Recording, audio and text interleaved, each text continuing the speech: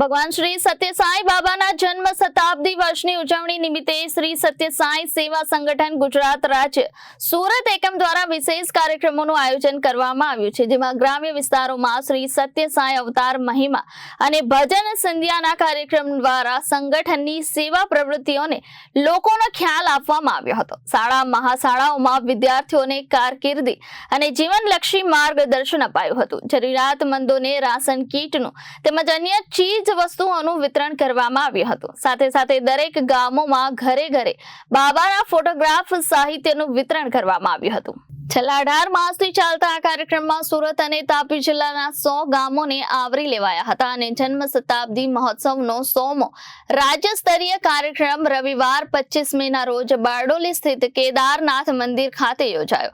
આગામી સમયમાં શ્રી સત્ય સાંઈ રથયાત્રા કાર્યક્રમ થકી રાજ્યભરના ગામે ગામ બાબાના અવતારનો મહિમા અને દિવ્ય પ્રેમનો સંદેશ લોકો થકી પહોંચાડવાનું આયોજન પણ કરાયું છે।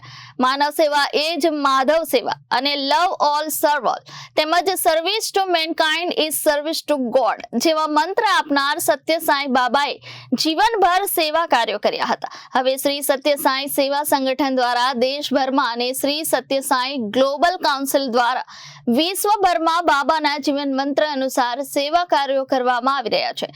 બાબાની જન્મભૂમિ પુટ્ટુપર્થી અને બેંગ્લોર ખાતે અદ્યતન વિશાળ હોસ્પિટલો કાર્યરત છે, જ્યાં ખાસ કરીને હાર્ટ અને ન્યુરો જેવી જટિલ સર્જરીઓ સહિતની તમામ પ્રકારની સર્જરીઓ વિનામૂલ્યે કરી આપવામાં આવે છે।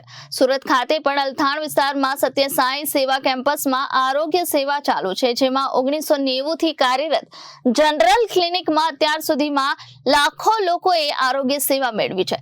નજીકના ભવિષ્યમાં ફિઝિયોથેરાપી કેન્દ્ર અને કાનની બહેરાશની તપાસની પણ શરૂ કરવાનું આયોજન કરાઈ રહ્યું છે।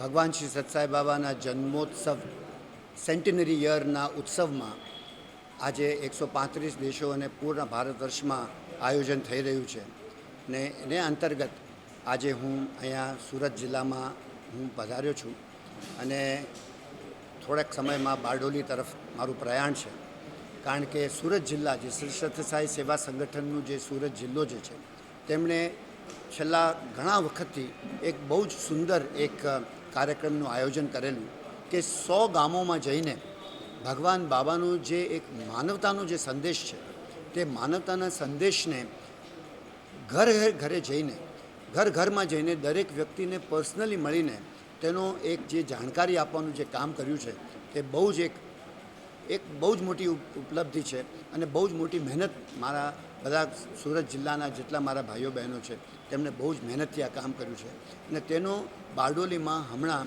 એક 100th વિલેજનું ફાઇનલ પ્રોગ્રામ છે, જેમાં આ 100 ગામોમાં જે કામ થયું તેનું એક ફાઇનલ એક ફંક્શન થઈ રહ્યું છે, જેમાં આની પૂર્ણાહુતિ થશે આ પૂરા કાર્યક્રમની। તેના અંતર્ગત મારું અહીંયા આવવાનું થયું છે। Reporter Arvind Rathod, Janadesh news, Surat.